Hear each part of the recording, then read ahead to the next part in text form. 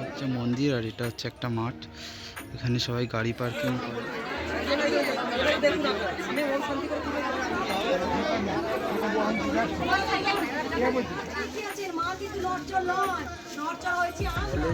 Welcome to my new blog, this is Rahul.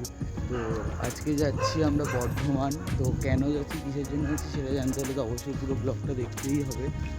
আর এত ভোরবেলা কেন বেরালাম, যেহেতু অনেকটা দূরের রাস্তা, তো মানে মনে হতে পারে যে রাত্রেবেলা, কিন্তু এটা রাত্রেবেলা না, এটা ভোরবেলা। তো চলো যাও, 3:30 বাজে আমরা বেরিয়ে পড়েছি।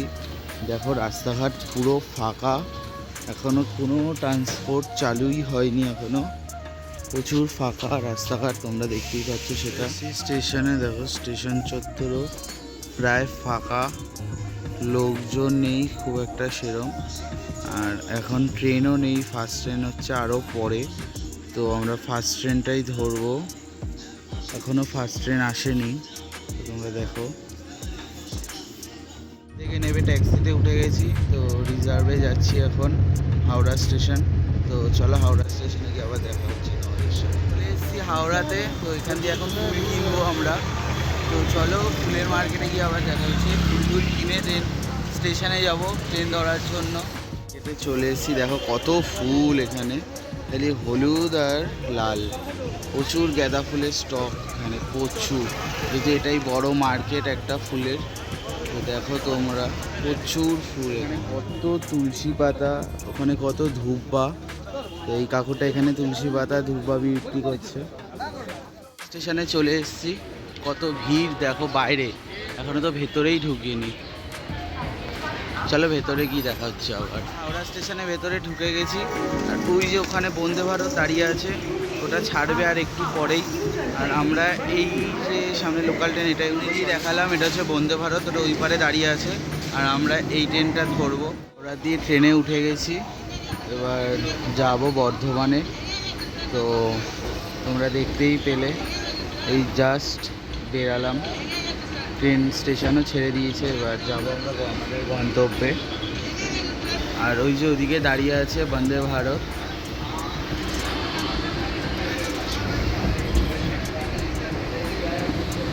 হাওড়া নিউ জলপাইগুড়ি বন্দে ভারত দাঁড়িয়ে আছে ওখানে। অনেক ট্রেন আছে, ওদিকে আরেকটা এক্সপ্রেস ঢুকছে, আর ওই যে ওখানে বন্দে ভারত দাঁড়িয়ে আছে, জানি না দেখতে পাবে কিনা। পরে গাংপুর, মাঝখানে অনেক স্টেশন ছিল, গাংপুর ছাড়লাম, পরের স্টেশনই হচ্ছে বর্ধমান। তো চলো ডাইরেক্ট বর্ধমানে গিয়ে দেখা হচ্ছে। আমাদের সাথে কথা বলতে বলতে দেখো ট্রেন অলরেডি বর্ধমান ঢুকেও গেছে প্রায়। স্টেশন থেকে বেরিয়ে আমরা এখন টোটোতে উঠে গেছি, তো টোটো করে যাচ্ছি এখন। তো কোথায় যাচ্ছি সেটা আর একটু গেলেই বুঝতে পারবো। যাবো বলেছিলাম, সেখানে চলে এসেছি। তো জায়গাটা হচ্ছে একটা কালী ঠাকুরের মন্দির, তো সেটা খুব জাগ্রত, তো সেটাই দেখাচ্ছি। আর এই যে এটা হচ্ছে ফুটপাত, মানে এখানে সব ঠাকুরের জিনিসপত্র পাওয়া যায়, এখান থেকেই কিনে সব ভক্তরা পুজো দেয় মায়ের কাছে। এখানে অনেক ভ্যারাইটি আছে, তোমরা এখানে থেকেই কিনে নিয়ে যেও পূজা দেওয়ার সময়।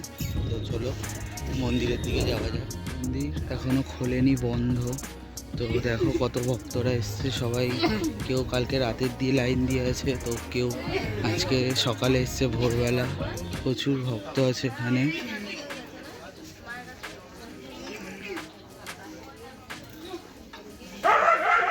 অনেকে এরকম নিচেও বসে আছে, আর এখানে প্রচুর লাইন ভক্তের। আর এই যে একটা মাঠের মাঝখানেই এই মন্দিরটা তৈরি, তো মন্দিরটা খুলুক তারপরে আবার দেখাচ্ছি তোমাদের। তো সবে মন্দির খোলা হয়েছে, এখনও যিনি দেখেন মঙ্গলা মা, সে এখনো আসেননি। তো সবাই পয় পরিষ্কার করছিল মন্দিরের ভেতর। আমরাই ডাকার মতো ডাকতে পারি না আমাদেরকে, শুধু আমরা কখন ডাকি যখন আমরা খুব বিপদে পড়ি, যখন আমাদের চাহিদা থাকে, তখন চাহিদাটাকে পূরণ করার জন্য ভগবানকে ডাকি, আর তখনই আমাদের পূরণ হয় না। ও তুমি ভালো থাকতে ডাকবে না, তুমি একবার ভগবানকে শরণাগত হবে না, তুমি যাই করো না কেন, যদি গোবিন্দ নাম না নাও, সব কিন্তু নিষ্ফল, শেষকালে জিরো। তাই আমি খাচ্ছি, ডাকছি, সবকিছু হিসাব করছি যে আমরা গোবিন্দকে আবার ডাকলাম, গোবিন্দের প্রতি কতটা নিজেকে নিযুক্ত করলাম সেটা কিন্তু হিসাব আমরা কেউ করি না। তোমরা আগের ভিডিওতে যাকে দেখতে পেলে কথা বলছিলেন তিনি হলেন স্বয়ং মঙ্গলা মা। 22টা বছর, একটা দুটো বছর নয়, 22টা বছর তপস্যা করার পর সোনা মা ও কৃষ্ণকালী মাকে পান মঙ্গলা মা। সোনা মা তার বাড়িতে থাকে আর মন্দিরে থাকে কৃষ্ণকালী মা। তো তোমরা কৃষ্ণকালী মায়ের ডান হাতটা একটু ভালো করে লক্ষ্য করলে বুঝতে পারবে হাতটা কিন্তু সোজা নয়, নিচের দিকে করা। ওনাকে যখন তৈরি করা হচ্ছিলেন তখন শিল্পী হাতটা সোজা করার চেষ্টা করলেও সেই শিল্পী সফল হতে পারেননি।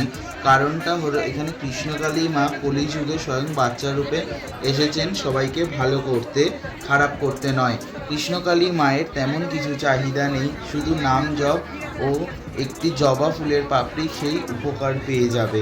এর জন্য কোনো গাছগাছলাও বাঁধতে হয় না। মঙ্গলা মা কৃষ্ণকালী মাকে পয় পরিষ্কার পরিচ্ছন্ন করে বাসি শাড়ি খুলিয়ে নিত্য নতুন শাড়ি পরান প্রতিদিন। ভক্তরা উপকার পাওয়ার পরে শাড়ি দিয়ে যান কৃষ্ণকালী মায়ের জন্য, সেই শাড়ি পরানো হয় কৃষ্ণকালী মাকে। মঙ্গলা মা কিছু সেবা করার আগে কৃষ্ণকালী মাকে সেবা করান, সেটা জল হোক বা অন্য কিছু।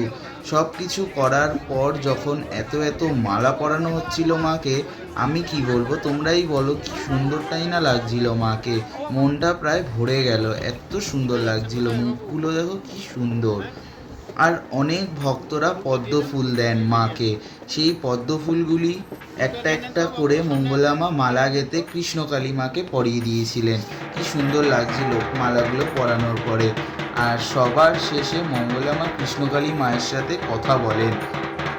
এই কথাটা শুনলে তোমাদের মিথ্যা মনে হবে, মিথ্যা মনে হওয়াটাই স্বাভাবিক, কিন্তু কথাটা মিথ্যা হলেও সত্যি। সর্বশেষে দেখো তোমরা অনেক কুচো জবা ফুল কৃষ্ণকালী হইতে তার ঘটে দিয়ে দিচ্ছে। এই ফুলগুলোই মঙ্গলা মা কৃষ্ণকালী মায়ের কাছে বলেন যে সবার মঙ্গল করো মা তুমি।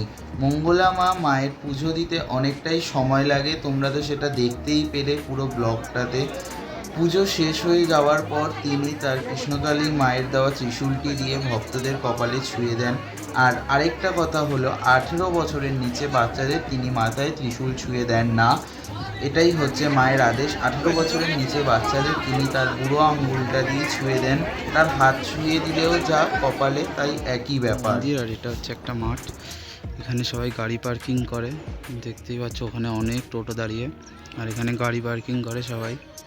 প্রচুর বড় জায়গা এটা, এর মাঝখানেই মন্দিরটা অবস্থিত। ওই যে ওটা হচ্ছে মন্দির, অনেক ভক্তরা এখনো লাইন দিয়ে দাঁড়িয়ে আছে। বেরিয়ে স্টেশনে চলে এসেছি, তোমরা সব পুজো থেকে শুরু করে সমস্ত কিছু দেখতেই পেলে।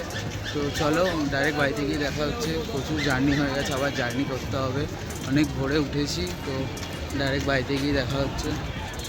মা কতটা জাগ্রত সেটা তোমরা পুরো ভিডিওটা দেখেই বুঝতে পারলে, আর মঙ্গলা মায়ের কথাগুলো শুনেও বুঝতে পারলে। কথাগুলো শুনে পুরো গা শিউরে উঠছিল, এত সুন্দর সুন্দর কথা বলছিলেন মঙ্গলা মা। তো ব্লগটা এখানেই শেষ করলাম, দেখা হচ্ছে নেক্সট কোনো ব্লগে। আর এরম ভিডিও দেখতে হলে অবশ্যই লাইক, কমেন্ট, শেয়ার আর সাবস্ক্রাইবটা করে দিও। দেখা হচ্ছে নেক্সট কোনো ব্লগে। টাটা।